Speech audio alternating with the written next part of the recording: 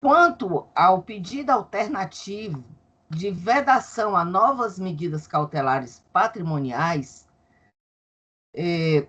os impetrantes requerem que se impeça, né, a decretação de novas medidas contra o paciente e suas empresas, sustentando que já há bloqueio de bens deferido em ação cautelar anterior. É a ação 020 1176, dígito 53/2021. Entretanto, excelências, entende-se que tal pleito também não é cabível no âmbito do habeas corpus, instrumento de proteção à liberdade de locomoção e não de tutela patrimonial antecipada e genérica.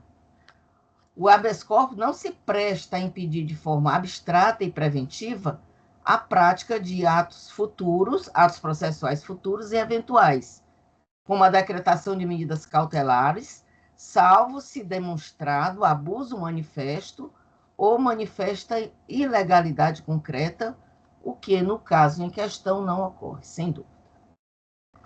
Destaque-se que não há vedação legal à decretação de novas medidas cautelares patrimoniais, desde que motivadas, proporcionais e voltadas à garantia da eficácia da persecução penal. Por fim, cumpre destacar ainda que o próprio artigo 125 do CPP autoriza o sequestro de bens sempre que houver indícios de que o patrimônio do acusado decorre da prática criminosa. A análise dessa medida, no entanto, deverá ser submetida ao contraditório incidental e ao juízo competente, com possibilidade ampla de defesa técnica e recurso próprio. Portanto, nós somos pelo não conhecimento do habeas corpus e de ofício pela sua denegação, ratificando integralmente o parecer acostado às folhas 836/847 dos autos. É a nossa manifestação, excelência. Pois não, doutora, agradecemos. Antes da leitura do projeto de ementa, dizer que o âmbito de análise deste habeas corpus, ele é muito delicado, porque o que se propõe com a impetração é uma análise diante de investigações, né? Diante de coletas probatórias.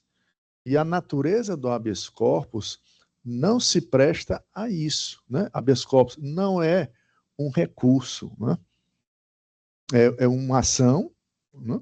Mas de um nível probatório muito raso, né? Exigindo, por exemplo, a questão da prova pré-constituída, como mandado de segurança. Né? Não tem espaço para dilação probatória em habeas corpus. E na medida em que se traz para uma discussão de habeas corpus, discussões probatórias de processos em cursos ou de investigações em cursos, né?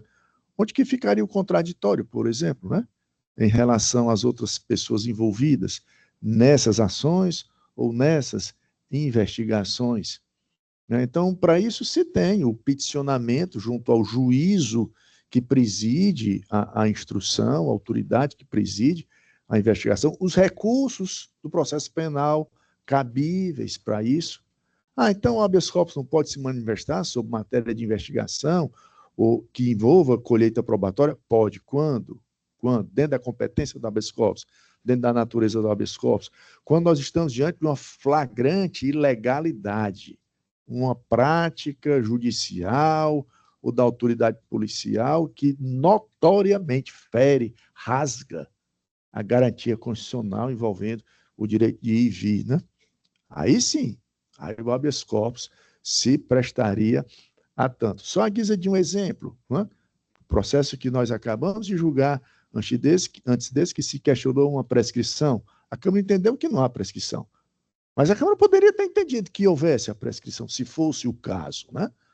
Pouco importa se tem ação de conhecimento em curso, se tem recurso, etc. Está prescrito.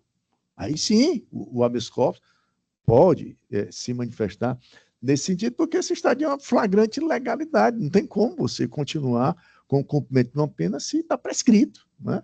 Ou de uma ação penal se houve a prescrição. Então, casos radicais, casos extremos, situações flagrantemente onde se depara uma ilegalidade. Eu faço essa preliminar porque a matéria trazida, a análise aqui, ela nos remete a esse tipo de ambiente. Tanto é que se fala aqui, se falou várias vezes em litispendência, né? Então, no mínimo, você tem aqui 2 apurações para se falar de litispendência, né? Enfim. Passo, então, à leitura da minha proposta de ementa. Habeas corpus impetrado, apontando como autoridade coatora o juízo da Vara de Delitos de Organizações Criminosas de Fortaleza, com pedido liminar para suspender a tramitação das ações penais 0.104.378/98.2019 e 0800.430.68.2023.8, alegando litispendência, conexão probatória ou continência entre os feitos, bem como ilegalidade nas medidas cautelares patrimoniais impostas. Requereu-se no mérito o reconhecimento da litispendência com consequente arquivamento da nova denúncia, ou subsidiariamente o apensamento das ações penais e a vedação à imposição de novas medidas patrimoniais. Questão em discussão. Há 3 questões em discussão.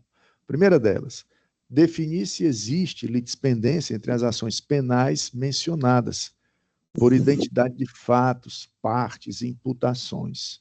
Segunda, estabelecer se há conexão ou continência que justifique o apensamento dos feitos. Terceira, determinar se é cabível o habeas corpus para obstar a imposição de novas medidas cautelares patrimoniais. Razões de decidir. A análise de litispendência e de conexão ou continência entre ações penais exige incursão aprofundada em matéria fático-probatória, o que ultrapassa os limites da via estreita do habeas corpus. Não se mostra possível o reconhecimento imediato da litispendência, uma vez que, embora os processos tenham se originado do mesmo procedimento investigatório, dizem respeito a núcleos delitivos distintos e a fatos diversos, segundo a análise que podemos fazer. A constatação da eventual litispendência demanda análise aprofundada das provas constantes dos autos, o que revela a inadequação da via eleita, sendo o habeas corpus, por sua natureza estrita, meio processual impróprio para tal finalidade. Inclusive, eu venho trazendo no corpo do voto, nas fundamentações, que já fora arguído de litispendência junto ao juízo, que fora rechaçada, né, por aquela autoridade.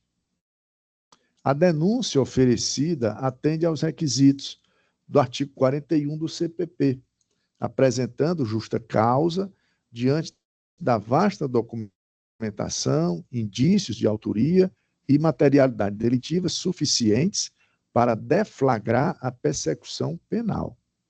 A eventual existência de conexão instrumental ou continência entre os feitos tampouco justifica a reunião dos processos que se encontram em fases distintas, sendo a separação recomendável à luz dos princípios da celeridade e da economia processual, nos termos do artigo 80 do CPP.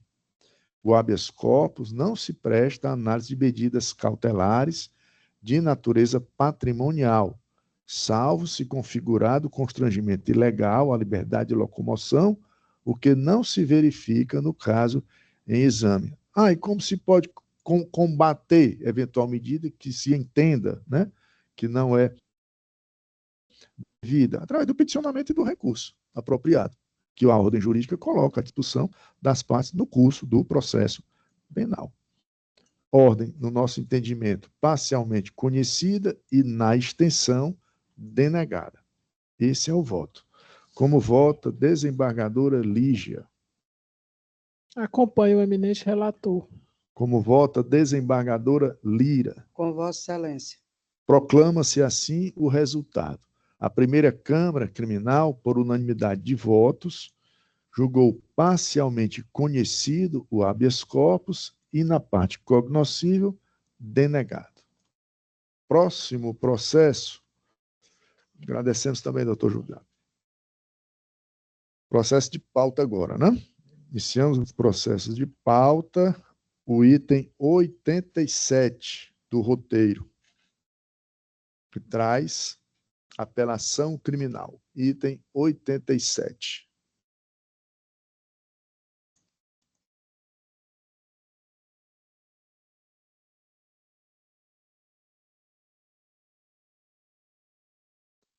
Apelação de número 201.864, dígito 16.2022.8.06.0151. Apelante F.A. dos S. Apelado o Ministério Público. Relatoria do desembargador Carneiro Lima e revisão da desembargadora Silvia Soares de Sanóbrega. Inscrito para fazer sustentação oral, Sua Excelência, o doutor advogado João Batista Rodrigues Jerônimo, que disporá do tempo regimental de 15 minutos.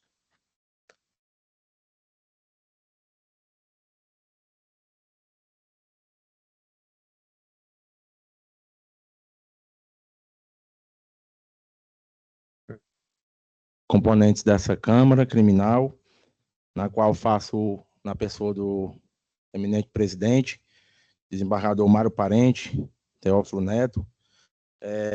Cumprimento também a ilustre Procuradora de Justiça, ao ilustre membro da Defensoria Pública, aos serventuários da Justiça, na pessoa da doutora Larissa, e aos colegas advogados e advogadas que nos acompanham. Excelências, o recurso julgado aqui de apelação busca reformar a sentença de primeiro grau, certo? Buscando também restabelecer a inocência do apelante, haja vista que foi condenado por supostos fatos que se amoldariam ao artigo 217-A, cumulado com 226, inciso 2, ambos do Código Penal, por mais de 7 vezes em continuidade delitiva, conforme o artigo 71, caput do Código Penal, a pena de 21 anos, 6 meses e 23 dias de reclusão, inicialmente no regime fechado, Excelência. Pois bem, Excelências, sabe que nesses crimes que envolvem a dignidade sexual, o depoimento das vítimas tem grande relevância. Contudo, acreditamos que essa relevância deve guardar uma harmonia, uma sintonia com os elementos colhidos na ação penal, né, com os elementos probatórios. Nesse sentido, excelentíssimo desembargador Carneiro, desde o procedimento investigatório na Delegacia de Defesa da Mulher de Quixadá, a delegada, à época competente por essa apuração, resolveu não indiciar o apelante, tendo em vista que surgiu demasiadas dúvidas nessa apuração, Excelência. Inclusive, com relação peço licença para ler aqui para Vossa Excelência. Ademais, analisando todo o apurado, verificamos contradições entre a declaração espontânea da vítima e as oitivas das testemunhas para as quais ela afirmou ter narrado os fatos. Exposites, essa autoridade policial não vislumbra elementos de certeza quanto à autoria e à materialidade do crime do artigo 217-A, motivo pelo qual sugere o arquivamento dos autos. Nesse sentido, desembargadora Silvia, eminente revisora desse recurso, essas contradições percorreram toda a ação penal. Infelizmente, não foi, com todo respeito, data máxima vênia, não foi observado pelo juiz de primeiro grau, mas essas contradições entre a vítima e a testemunha principalmente com relação à sua amiga testemunha Isabel Coelho, que possivelmente era confidente da vítima. No depoimento em delegacia e no próprio depoimento especial da vítima, ocorreram diversas contradições, como, por exemplo, abro aspas, quando a vítima diz para a testemunha Isabel Coelho, sua amiga e possível confidente, que era abusada e estuprada por Santos, e que uma vez havia contado para a amiga na escola que contava tudo para sua amiga, fecho aspas. Já a testemunha aduz que a vítima nunca contou que tinha sido estuprada por Santos.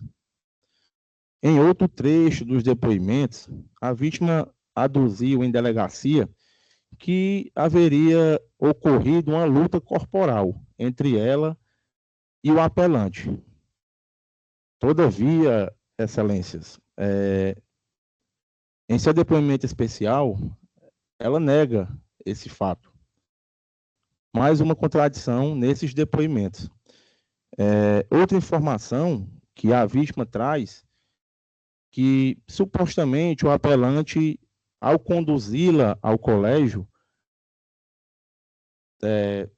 tocava em suas partes íntimas, que tomava alguns desvios para uns loteamentos e para uma estrada, mas em seu depoimento ela não consegue dizer onde seria esse loteamento, onde seria esse local que possivelmente haveria esses toques nas suas partes íntimas.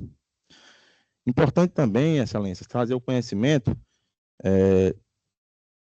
que o próprio depoimento especial, às vezes, não traz essa segurança para a vítima, esse conforto para a vítima, e que a defesa juntou aos autos um áudio em que a vítima conversa com uma pessoa por telefone, em seu seio familiar, no conforto da sua casa, e acaba confessando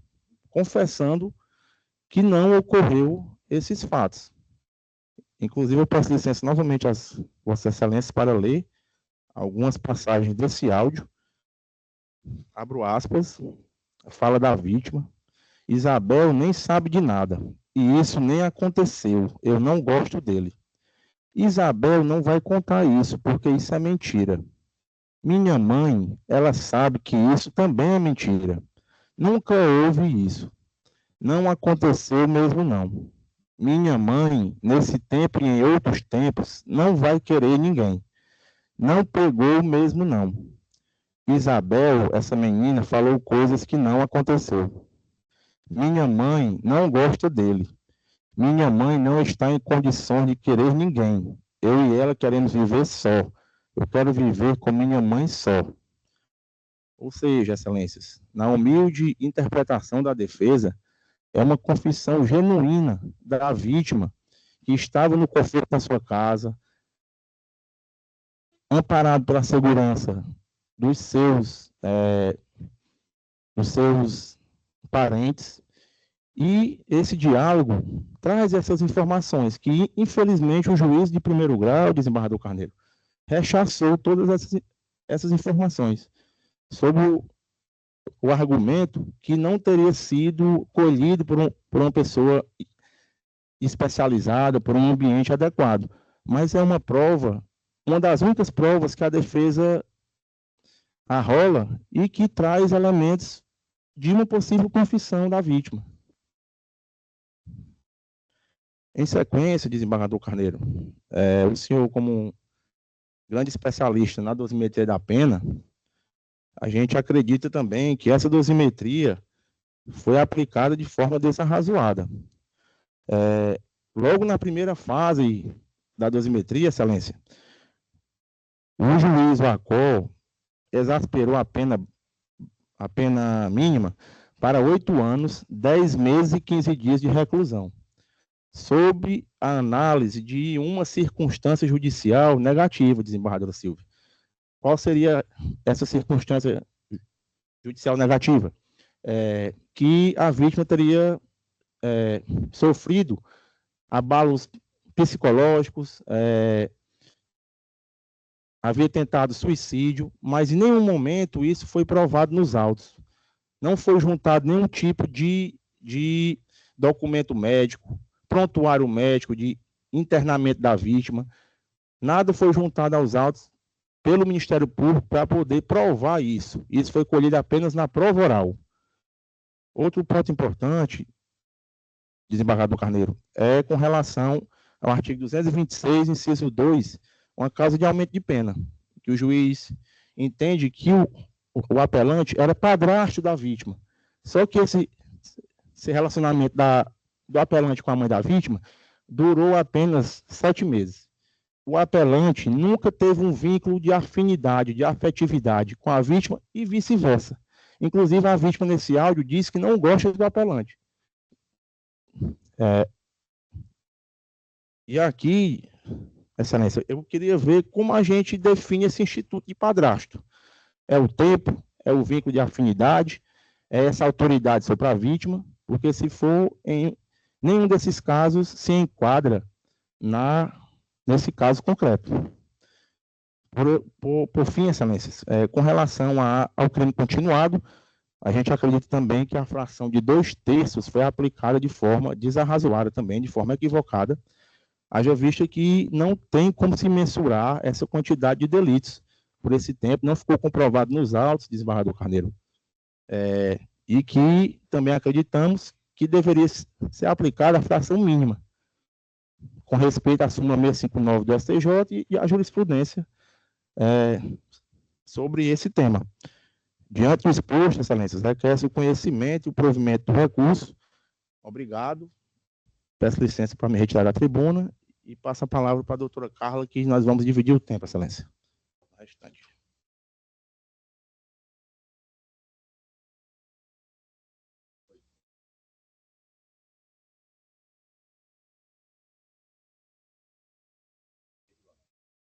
Vamos descontar o tempo, né? Parar a contagem, né? Não há pressa, viu?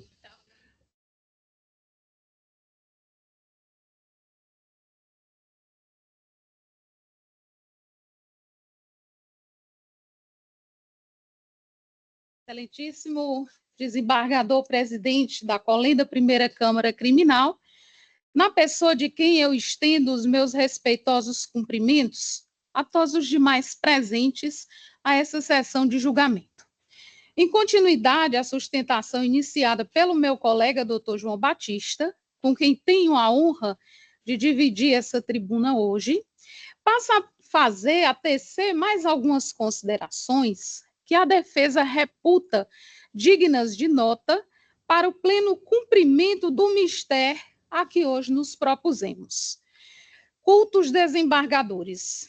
Observa-se que a testemunha genitora da suposta ofendida, a senhora Cléa Peixoto, referiu que sua filha a contou, após o término do relacionamento, que sofria abusos por parte do apelante.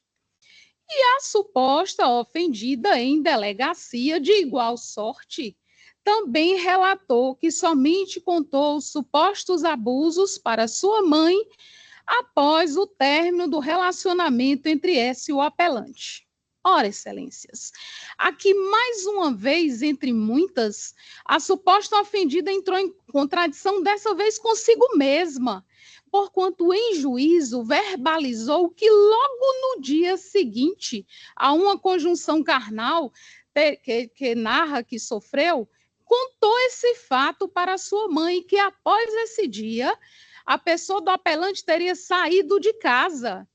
Ora, se o relacionamento já havia acabado há cerca de 4 anos, então como se explica a menção a uma alegada saída de casa do apelante, se esse relacionamento há muito nem existia, excelências? É de bom alvitre mencionar que a genitora da suposta ofendida, em seu depoimento em juízo, foi clara ao referir que o término desse relacionamento entre ela e o apelante não guardou qualquer relação coincidentes envolvendo a pessoa de sua filha. Quanto mais não seja, excelências, a senhora Cléa Peixoto, ao ser perguntada se sua filha lhe contou que o apelante manteve relações sexuais com essa, respondeu que sua filha nunca falou em relação sexual, numa evidência de que os fatos que foram levados perante o Estado que diz o direito não passaram de falácia, de narrativa inverossímil da sedizente ofendida, a qual, durante todo o depoimento em juízo, demonstrou grande desconforto ao perceber que a sua versão não se sustentava, ao tempo em que dava sempre uma versão distinta dos fatos, adicionando novos elementos bem distintos da versão inicialmente apresentada perante a autoridade policial. Excelências, por ocasião da instrução, a defesa perguntou a essa mesma testemunha genitora da sedizente ofendida se durante o tempo em que se relacionou com a pessoa do apelante, teria percebido em sua casa alguma porta da residência danificada, porta de ambiente interno, arrombada, danificada, riscada ou perfurada, ao que essa respondeu que não.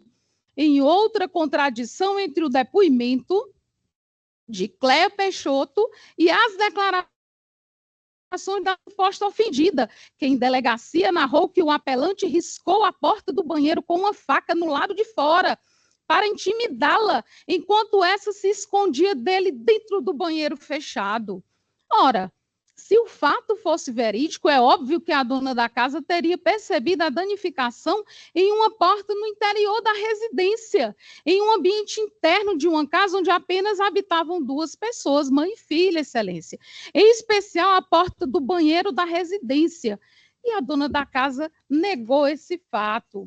Doutora, o tempo está esgotado. Está esgotado. Para concluir. Para concluir, excelência, eu peço venha para ler só a ementa de um julgado, muito rapidamente, excelências, um julgado, aqui, numa apelação de número 02.854, dígito 06.2021, data do julgamento 27/3/2024, desse sodalício. Apelação civil, Estatuto da Criança e do Adolescente, apuração de ato infracional análogo ao crime de estupro de vulnerável. Sentença de improcedência, palavra da vítima, relevância, não amparada pelo contexto probatório, dúvida razoável, insuficiência de provas, princípio indúbio pro réu, sentença mantida, recurso conhecido e desprovido. Finalmente, para não cansar vossas excelências, a defesa pugna pelo conhecimento e provimento do presente recurso in totum, a fim de reformar a sentença, reconhecendo-se a inocência do apelante, expurgindo-se da sentença o veredito condenatório do delito, capitulado no artigo 217-A do Código Civil, cumulado com 226.2, excelência, do Código Penal, na forma do artigo 71 caput, acolhendo-se a tese da negativa de autoria por força do que dispõe o artigo 3865 do CPP, ou na remota hipótese de não se agasalhar essa tese, seja de igual modo absolvido o apelante por força do que dispõe o artigo 3867 do CPP, e ainda em tributo ao princípio indúbio pro réu. Devolvo a palavra e agradeço pela atenção dispensada a essa causídica que pela primeira vez comparece a essa tribuna. Muito obrigada. Agradecemos também, esperamos revê-la em outras ocasiões. Com a palavra, o Ministério Público por igual tempo.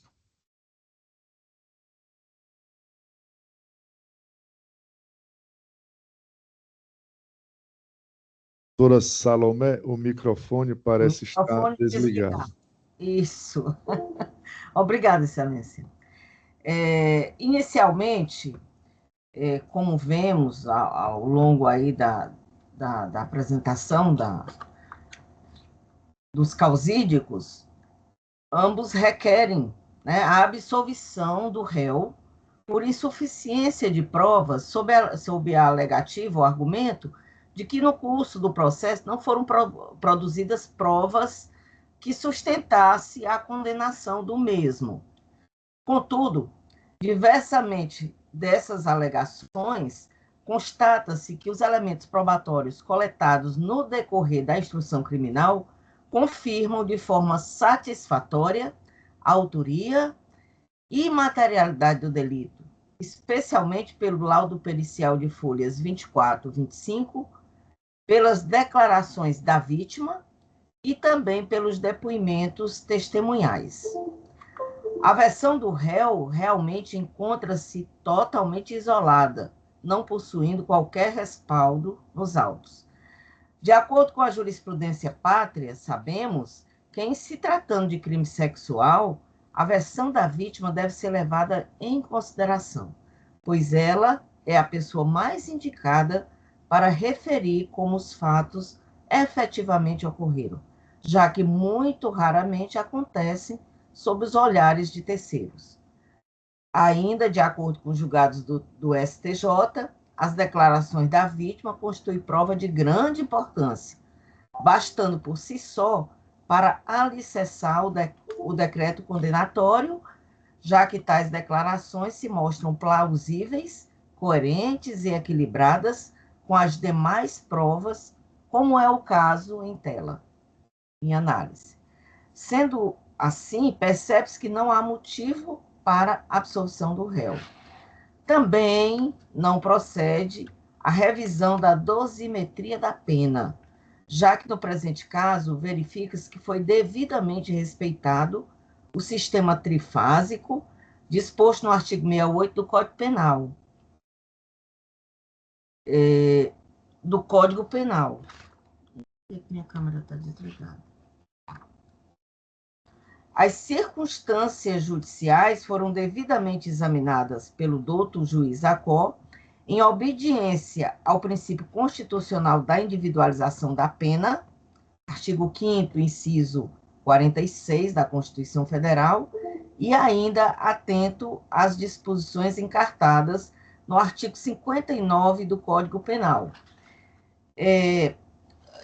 Por ocasião da sentença, analisando a primeira fase da dosimetria da pena, o excelentíssimo juiz, ao analisar essas circunstâncias do artigo 59 do Código Penal, concluiu que a pena realmente devia ser exasperada quanto às consequências do delito para a ofendida, considerando que restou demonstrado nos autos que a vítima desenvolveu crises de ansiedade, de depressão, inclusive, e tentativas até de suicídio, em decorrência dos delitos, impactando, segundo o meritíssimo juiz, impactando profundamente sua saúde mental e qualidade de vida. Durante o seu depoimento, a vítima mostrou-se visivelmente abalada, mesmo após considerável tempo dos fatos, evidenciando, sem dúvida, o trauma prolongado. Portanto, também não procede essa revisão, já que foi feita todo um embasamento. Quanto à súplica de isenção das custas em razão da hipossuficiência do recorrente, incabível também o seu conhecimento por se tratar de matéria afeta ao juízo da execução penal. Conforme o entendimento jurisprudencial pátrio, a análise da hipossuficiência do réu e a concessão ou não da justiça gratuita são de competência do juízo das execuções penais. Portanto, nesse ponto, também não deve ser conhecido. Somos, então, pelo conhecimento parcial da apelação e na extensão pelo total desprovimento. É a nossa manifestação, excelência.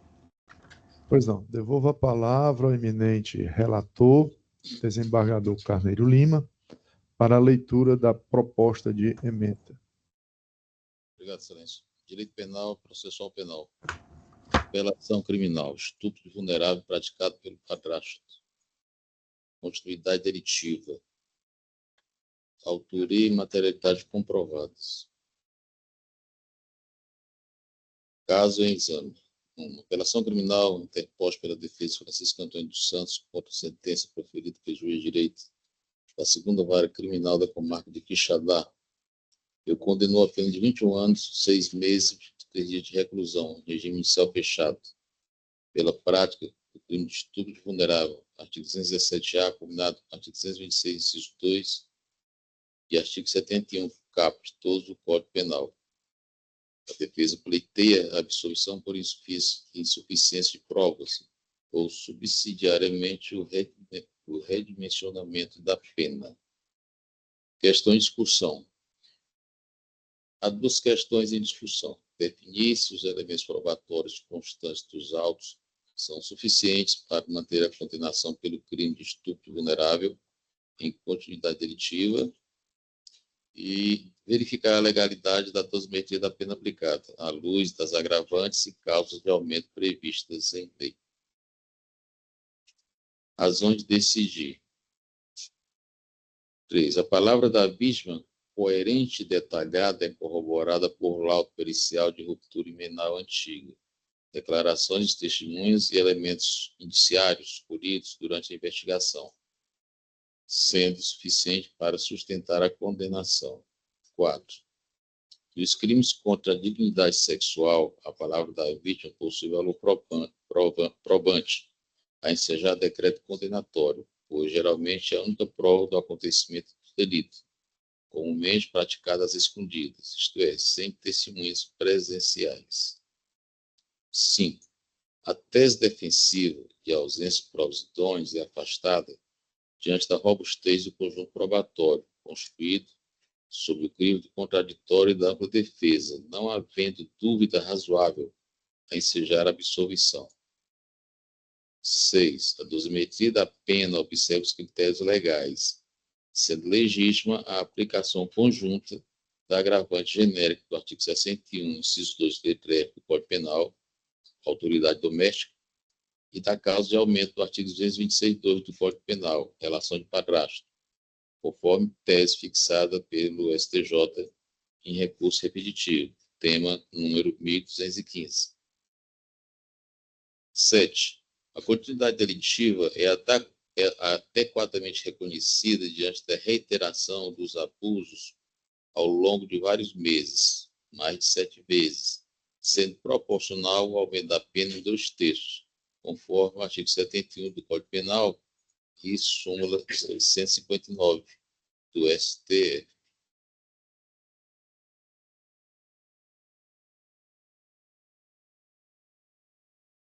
Do STJ. Dispositivo e tese. Recurso conhecido e desprovido. É o meu voto, Excelência. Com o voto, desembargadora Silvia. Eu, primeiramente, gostaria de parabenizar pela excelente defesa do João, procurou a gente para falar sobre o processo. A excelentíssima advogada aqui presente também, que fez a complementação.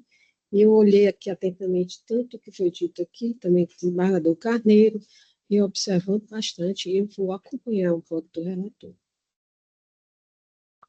Eu também já havia prolatado o voto provisório, ratifico nesse momento, realçando que o desembargador Carneiro vem aplicando aqui a jurisprudência acerca da matéria, notadamente do que tange, inclusive, a dosimetria da pena. E dizer que, nesses casos, né, quando há alguma relação entre vítima e réu, alguma ligação, seja por parentesco, a afinidade, normalmente se tem a continuidade delitiva, né? É o que a gente tem observado de um modo geral, em situações semelhantes a essa. Não vejo aqui em que destoou o voto do eminente relator as provas colegiais. Pode-se até ter, na análise exaustiva das provas, alguma afirmação, algum dado que possa parecer sem sentido, né? Ou não demonstrar algo de maior utilidade para a condenação, de uma evidência para a condenação. Mas no seu todo, no bojo da análise, né? No conteúdo geral da abordagem da análise, estou convencido também, consoante o entendimento do relator. Proclama-se, então, assim, o resultado. A primeira Câmara Criminal, por unanimidade de votos, conheceu da apelação para negar-lhe provimento, nos termos do voto do relator. O próximo processo é o do item 116. Obrigada, Excelências. Agradecemos também, doutora. É o do item 116 do roteiro.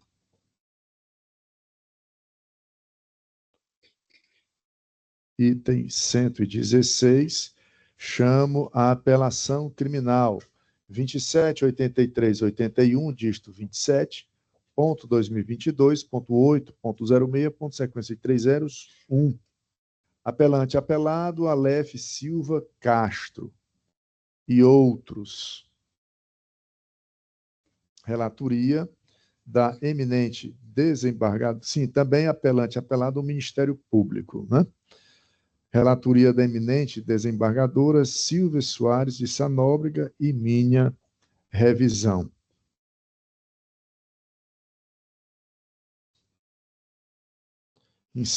Inscritos para fazer sustentação oral, aqui nós temos 2 advogados, né? Primeiramente, seguindo a ordem aqui da inscrição, Sua Excelência, a doutora advogada Evelaine Araújo de Castro, mas eu vejo aqui que o Ministério Público também é apelante e apelado, então fala em primeiro lugar, sustenta em primeiro lugar. Na sequência aqui, doutora Evelaine fará uso da palavra. Então, concedo a palavra inicialmente ao Ministério Público para apresentar suas razões em sustentação oral.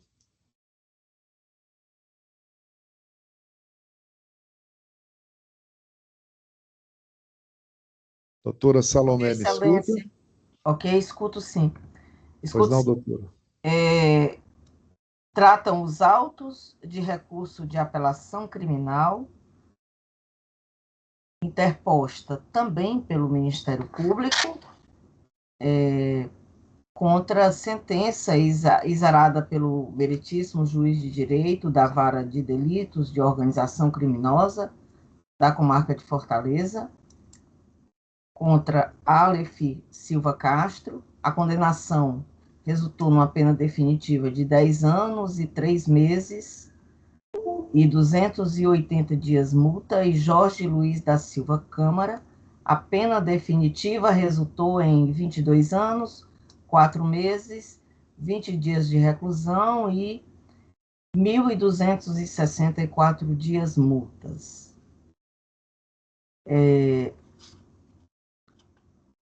De acordo com os elementos acostados aos autos no curso de uma investigação de um crime de homicídio no bairro Álvaro N, estou evidenciado que os acusados, sob o comando de Domingos Sávio e Jorge Luiz, integravam e promoviam ações da facção Comando Vermelho no bairro Carlito Pamplona por meio do tráfico de drogas, porte e comércio ilegal de armas de fogo, determinação de execução de crimes por meios de redes sociais, dentre outros.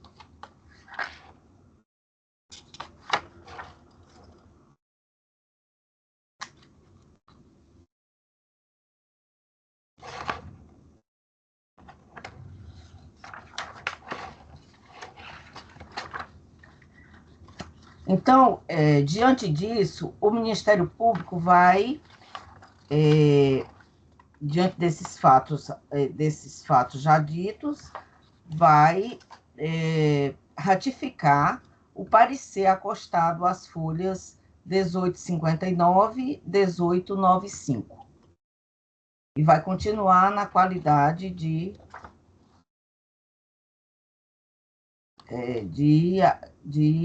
apelado. Pois não, doutora. Agradecemos. Agora sim, com a palavra, a doutora Evelaine Araújo de Castro, na defesa do recorrido, Aleph Silva Castro. Primeiramente, Excelência, gostaria de informar que não foi interposto contra ele pelo Ministério Público, foram contra outros corréus, tá? No caso aqui, é realmente só ele que apelou da decisão. Primeiramente, antes de começar a minha fala, eu gostaria de saudar o excelentíssimo desembargador-presidente desta colenda Câmara Criminal, doutor desembargador Mário Parente, e saudar aos demais aqui presentes, né, a ministra relatora, doutora Silvia Sá, a nobre procuradora, doutora Raimunda Salomé, os demais serventuários da Justiça, os colegas aqui presentes, advogados, e aos que estão nos assistindo de modo remoto. Pretendo não me estender muito aqui a minha fala, excelência, até mesmo pela adiantada hora, mas, em resumo, trata-se de uma apelação criminal em que se busca a reforma de uma condenação proferida pelo foro da Vara de Organização Criminosa do Estado do Ceará, que condenou o ora apelante às duras penas de 10 anos e 3 meses pelo suposto cometimento do crime de organização criminosa armada e porte ilegal de armas de fogo.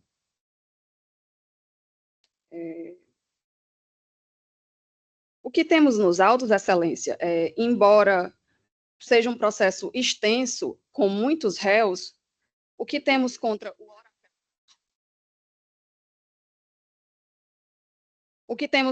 ora apelante é uma única conversa entre ele e outro corréu, na qual o ora apelante envia uma foto onde está portando uma arma de fogo e cita um único termo, informa que é da tropa. Por esse motivo, e exclusivamente por esse motivo, que ele foi condenado a uma terrível pena de 10 anos e 3 meses. É importante mencionar que com ele não foi apreendido nenhuma arma de fogo, que durante a instrução processual, durante o inquérito, não foi produzida nenhuma outra prova capaz de dizer com clareza de que ele integre organização criminosa.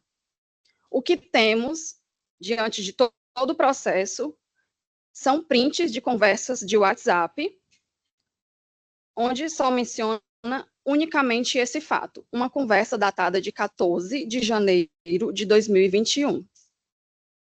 Estamos tratando aqui de um jovem que é dependente químico, que foi juntado aos autos provas de que ele já foi internado em casas de reabilitações e que até mesmo diante do conjunto probatório produzido em sede de instrução processual, que foram os depoimentos da testemunha de defesa e até mesmo o depoimento do corréu Domingos Sávio, na qual aduz que neste processo há muitas pessoas inocentes, inclusive citando o nome do ora apelante, que, questionado por esta defesa sobre o envolvimento do ora apelante em alguma organização criminosa, se conhecia o ora apelante, ele afirma que conhece apenas do bairro, informando, inclusive, que conhece ele por ser uma pessoa trabalhadora, pai de família, mas também menciona o fato de que ele possuía dependência com drogas. E em sede de tanto delegacia, na qual o meu cliente ele foi ouvido sem a presença de advogado, ele aduz que em momento nenhum participou de organização criminosa, em momento nenhum ele chegou a se batizar, como usa um termo, né, em organização criminosa. No seu interrogatório, especificamente no minuto 8, ao ser questionado por que ele usou aquele termo, tropa, abre aspas, ele alega que tropa pode significar um grupo de pessoas e seus amigos que andam com você, mas que estava sob o efeito de drogas quando enviou a foto para Domingos Sávio. Então, diante dos fatos, somente uma conversa isolada, sem um arcabouço maior que possa fundamentar com clareza a existência ali, a participação de maneira permanente, que ele possua alguma função na denominada organização, não foi trazido pelo Ministério Público, que é o órgão capaz de produzir as provas, de sustentar, né, diante do que é alegado em sede de denúncia. E outro ponto, Excelência, é que ele também foi condenado pelo porte ilegal de armas de fogo. Porém, a defesa entende que não existe materialidade para a condenação, tendo em vista que uma foto não seria capaz de trazer tamanha, como é que eu posso dizer, uma condenação, uma coisa tamanho irreparável por conta de uma foto, né? E, ademais, também é importante salientar que o acusado ele já foi condenado em um outro processo por porte ilegal de armas de fogo. Então, seria... Só um minuto, me perdi aqui. Então, seria uma dupla condenação, tendo em vista que ele já foi condenado por esse fato. Assim, seria o risco de dupla condenação, tendo em vista também que em seu interrogatório, o acusado, ao ser questionado sobre a foto, ele aduz que só tirou foto, que realmente tinha uma foto com uma arma de fogo e era somente uma arma de fogo, que não eram várias armas de fogo. Então, diante dos fatos, diante da fragilidade das provas, a defesa ela vem requerer a absolvição do acusado, né? Porque é um jovem que já sofreu com a questão de ser dependente químico, mas que se encontra no cárcere há quase 3 anos, cumprindo uma pena terrível, pelo fato de que não há prova suficiente. Em momento nenhum foi olhado aqui para o lado do indubro pro réu, para o lado de que, quando não há prova suficiente, a absolvição é que se impera.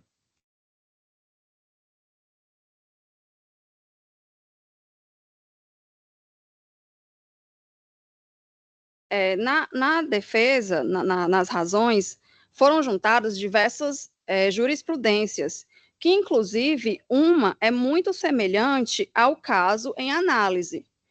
Gostaria de pedir aqui, Vênia, só para ler um trecho, do TRF Terceira Região, que lá no ponto 6, fala justamente assim: as poucas conversas encetadas pelos recorrentes em grupo de WhatsApp em um único dia, qual seja o dia do flagrante, não obstante nelas contivessem os termos Ranger do Pé Preto, Cortada Prata, PE fazendo ronda aqui, ou seja, termos que o juízo ACO ponderou serem idênticos aos utilizados por integrantes de organização criminosa, revelada pela Operação Terça, não são suficientes para comprovar a existência de uma organização criminosa, nem que os apelantes a integrassem com estabilidade e permanência, não sendo possível condená-los por presunção. A defesa entende que esse é um caso muito semelhante ao que consta nos autos, uma única conversa condenar um jovem a 10 anos e 3 meses. A Polícia Judiciária, em momento nenhum, buscou realmente comprovar aquele fato com outros meios de provas. Então, para não se estender, a defesa vem rogar, pugnar pelo provimento da presente apelação, pedindo a absolvição do acusado nos termos referente ao crime de porte ilegal de armas de fogo, por ausência de provas de materialidade da conduta, nos termos do artigo 386, inciso 2 do Código de Processo Penal. Requer ainda, considerando a ausência absoluta de provas de autoria do suposto crime de integrar organização criminosa, a absolvição do acusado, afastando integralmente as sanções impostas na sentença recorrida. Subsidiariamente, Excelência, caso este não seja o entendimento de Vossas Excelências, a defesa requer que seja revista a dosimetria da pena, tendo em vista o acusado ter sido julgado a uma pena tão alta, desta forma, requer que seja revista a dosimetria da pena e que seja reconhecida a inviabilidade de fundamentação genérica e inerente ao próprio tipo penal para valorar negativamente a culpabilidade, as circunstâncias do crime e as consequências do crime, inexistindo razão para exasperação da pena base além da pena mínima. Além disso, requer a redução da exasperação da pena base referente à valoração negativa de cada circunstância judicial, que possa ser usado como critério o adotado pelo Superior Tribunal de Justiça, em 1/6 da pena mínima ou 1/8 do intervalo das penas. Além disso, o juiz de primeiro grau, ele utilizou o grau máximo para condenar o acusado na organização criminosa armada. Ele usou a fração de metade. Então, a defesa vem requerer que seja usada a fração mínima de 1/6 e o reconhecimento da atenuante de menor importância, previsto no artigo 29, parágrafo 1º do Código Penal. Nestes termos, pede deferimento. Pois não, doutora. E agradeço a atenção a que me foi dispensada. Da mesma forma, agradecemos. Concedo a palavra, nesse instante, à Sua Excelência, o doutor advogado Ricardo Marques de Oliveira, na defesa do recorrente, apelante, Jorge Luiz da Silva Câmara.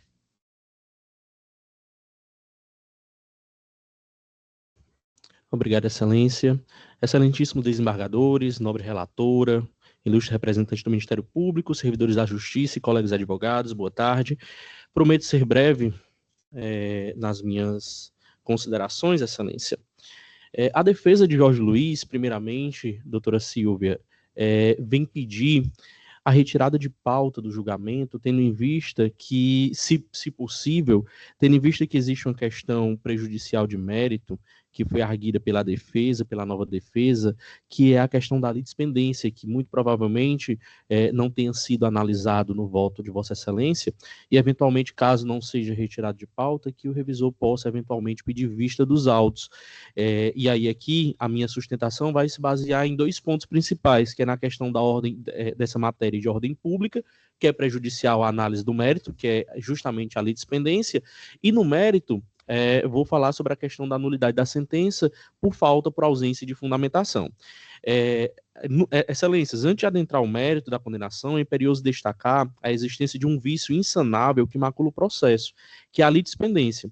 Conforme peticionado pela nova defesa constituída nas folhas 1945 a 1950, o apelante está sendo processado por 2 vezes pelo mesmo fato, uma violação direta ao princípio ne bis in idem.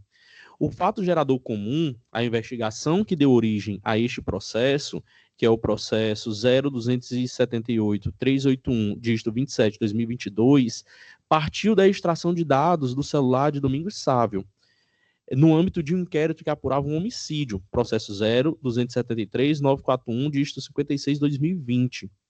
A duplicidade de ações consta nos autos, a duplicidade de ações com os mesmos fatos relativos à imputação do crime de integrar a organização criminosa, que também são objetos da ação penal 0248889, dígito 24 de 2021, em trâmite na 4ª Vara do Tribunal do Júri.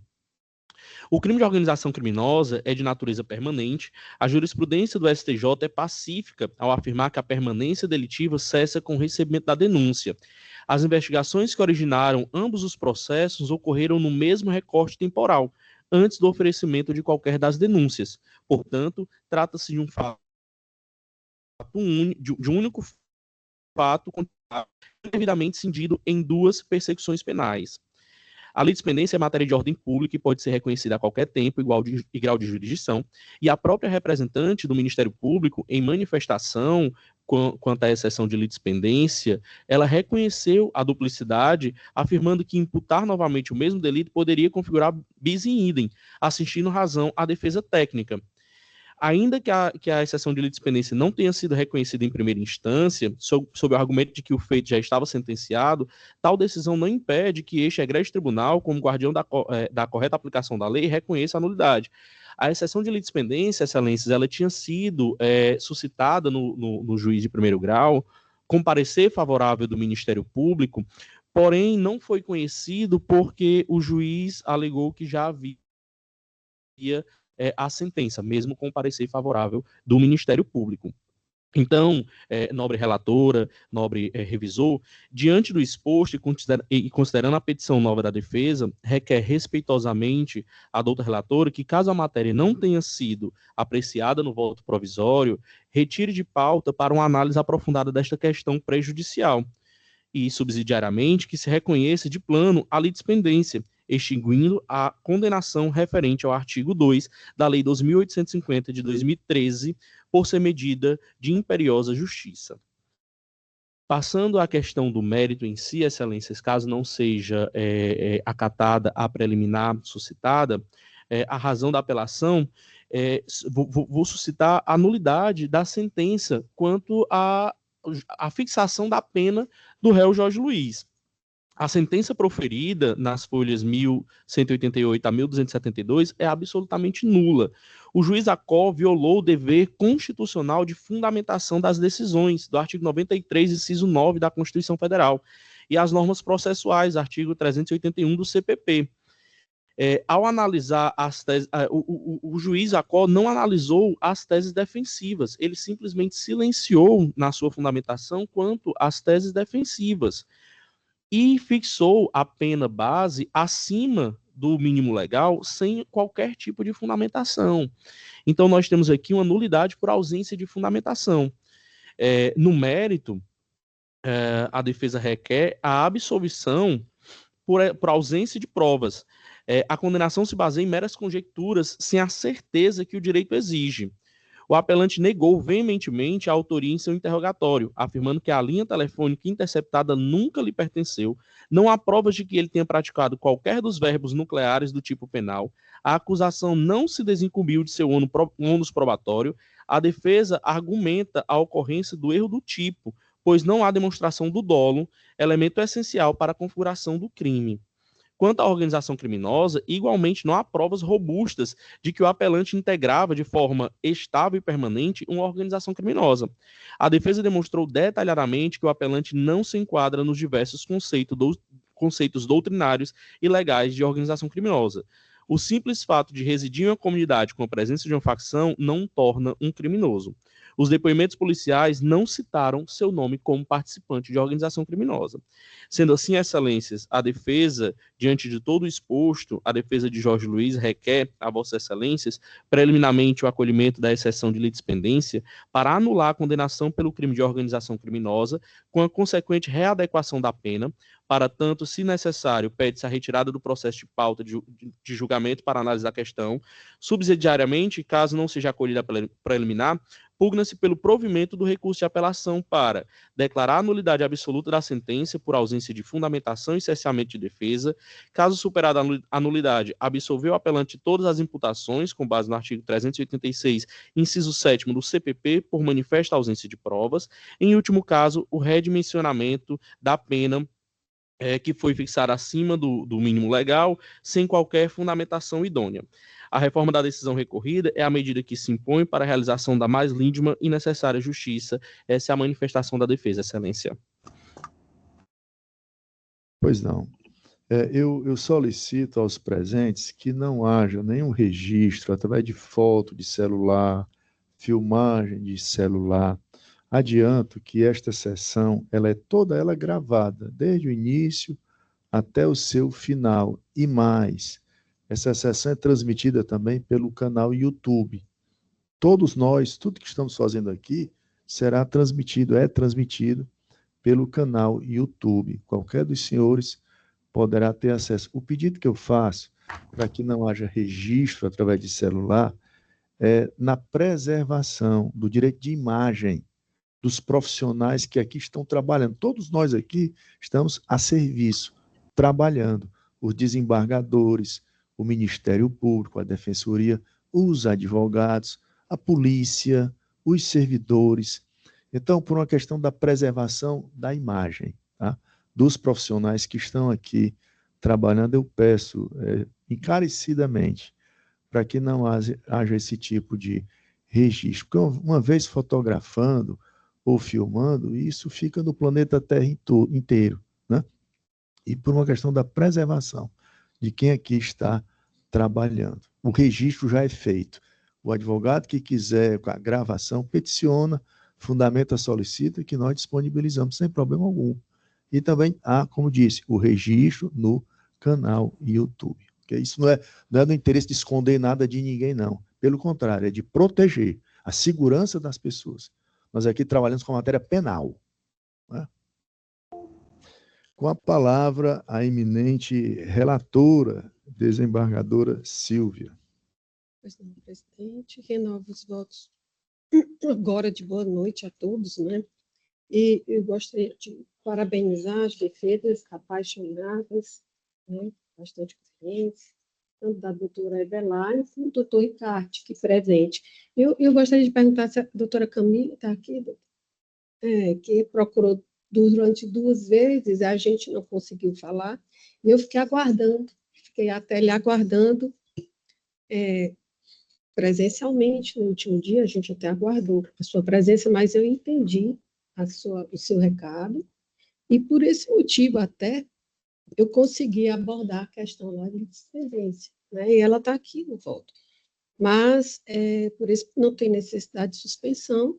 Eu fiz a abordagem do decorrer do voto, apesar dela ter vindo, posso até dizer ligeiramente, observa-se que as folhas 1945 e 1950, ou seja, após a designação de inclusão, já havia designado a inclusão de pauta desse processo quando foi adentrada essa petição, né?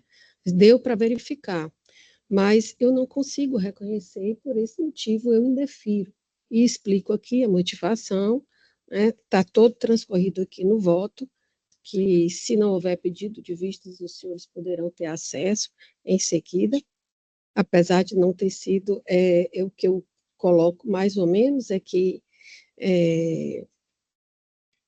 a litispendi formulada pela defesa de Jorge Luiz da Silva Câmara, aduzi que em 2 processos que se apura crimes de homicídio em desfavor de Máximos Mataus Arruda de Oliveira, ocorrida em 16 de novembro de 2020, e Denilson de Lima Bandeira, ocorrida em 1 de fevereiro de 2021, respectivamente.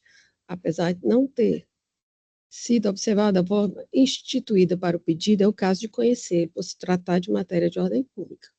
E eu digo que nos processos mencionados, embora tenham a mesma base probatória, tratam de contexto fático distinto, uma vez que a organização criminosa, naquelas ocasiões, teria concorrido para a prática dos delitos de homicídio, enquanto no presente caso observa-se a prática do crime, tráfico de drogas e crimes contra o Sistema Nacional de Armas, ou seja, apesar de haver a mesma capitulação dos delitos, mesmo em se tratando de crimes permanentes, o contexto fático é diverso, não merecendo prosperar a tese defensiva. Inclusive, eu pude observar lá no processo do Tribunal do Júri, houve esse requerimento, né, e o juiz negou, não é isso? Com relação ao processo do Tribunal do Júri, por entender também dessa forma. Então, foi observado, tá certo? Então, não há necessidade, presidente, de se fazer a suspensão desse julgamento. E, em vista da hora, eu gostaria só de ler muito a minuta, mas é um processo longo, fazer a verbetação e tão somente dos 2 que fizeram aqui presencialmente, já que o voto já foi um voto longo, como eu disse, os senhores já tiveram oportunidade de conhecê-lo, e, se quiserem, também pedir vistas, por uma questão até de delicadeza, de cada um dos aqui acusados merecem toda a dedicação, a nossa dedicação também. Passaria aqui somente a proposta de emenda na verbetação. Direito penal e processual penal, apelação criminal, organização criminosa armada, tráfico de drogas, porte ilegal de arma de fogo, recursos do Ministério Público e das defesas, materialidade e autoria comprovadas, manutenção das condenações, revisão da dosimetria da pena, redimensionamentos das reprimendas, Recursos de Douglas Xavier Tavares, Francisco Valquimar Monteiro de Souza Júnior e Isabel Crislane Rodrigues Veras, parcialmente conhecidos, e na extensão cognoscível, parcialmente providos. Recursos dos demais réus e do Ministério Público conhecidos e parcialmente providos. Com relação a Jorge Luiz da Silva Câmara, de acordo com os autos, o réu também exercia a liderança da organização criminosa em posição superior a Domingos Sávio de Lima Filho. O relatório técnico da Polícia Civil indica que o apelante seria conhecido pelas alcunhas de Tio, Guerreiro, Paizão e Bagu. Integrante do Conselho da Organização Criminosa Comando Vermelho, o acusado intermediava a relação de Domingos Sávio com a hierarquia superior, além de lhe fornecer drogas. Mantida a condenação pela prática dos crimes do artigo 2º, parágrafo 2º da Lei 12.850/2013 e artigo 33 da Lei 11.343/2006. E do Aleph Silva Castro, diálogo entre o acusado e o Correio Domingos Sávio de Lima Filho, que foi aqui demonstrado aqui pela defesa, denotam, no meu sentir, a sua função na organização criminosa, quando informa sobre a presença de pessoas consideradas por ele suspeitas na região, informando-lhe que na companhia de outra pessoa estava em nome da, entre aspas, tropa, e com arma em punho, conforme fotografias, com uma arma, conforme a defesa diz, enviadas por ele próprio ao interlocutor, sugerindo estar fazendo uma espécie de patrulhamento em uma determinada região. Não é possível falar em participação de menor importância, uma vez que as atividades de cada indivíduo em uma organização criminosa são, por si, diversificadas, abrangendo a tipificação penal, cada uma delas da mesma forma. Mantida a condenação do acusado pela prática dos delitos do artigo 2º, parágrafo 2º da Lei 12.850/2013 e artigo 14 da Lei 14.826/2003. É assim como voto. Pois não, desembargadora Silva. Eu vou pedir vista do processo para uma análise mais aprofundada diante da pluralidade dos réus e das matérias aqui abordadas em sustentação oral. O julgamento, portanto, fica suspenso em face do pedido de vista. São 18h30, nós já extrapolamos o horário do expediente do tribunal, e eu sugiro aos colegas, eu proponho, ainda nós temos mais 14 sustentações orais para acontecerem. Eu proponho o encerramento dos trabalhos nesse momento e o adiamento do julgamento dos demais processos com pedido de sustentação oral, todos remotos agora, nenhum mais presencial, todos remotos, para a próxima segunda-feira, numa sessão extraordinária. Nós poderíamos iniciar, se houver aceitação dos colegas, por volta de 9h ou 10h, se preferirem, né, na parte da manhã, e aí eu penso que isso é suficiente para que a gente possa vencer todos esses processos que ainda faltam ser julgados. O que é que acham da sugestão? É possível? 9h ou 10? 9h30? 9h30. 9h30. Então, ficam, portanto, adiados os processos que deveriam ser julgados nesta sessão, com sustentação oral remota, constantes do roteiro, para serem julgados na próxima segunda-feira, dia 23 de junho, a sessão iniciando às 9h30, não à tarde, mas às 9h30, iniciando pela manhã, para o julgamento apenas desses processos que nós estamos adiando. Sim, a não ser que o advogado queira vir, né, fazer presencialmente, né? Hoje eles são todos virtuais. Agradecendo a Deus por mais um dia de trabalho, não havendo nenhum registro mais a ser feito, declaro encerrada a presente sessão, não sem antes desejar uma boa noite a todos. Boa noite. Boa noite. Boa noite. Boa noite. Boa noite.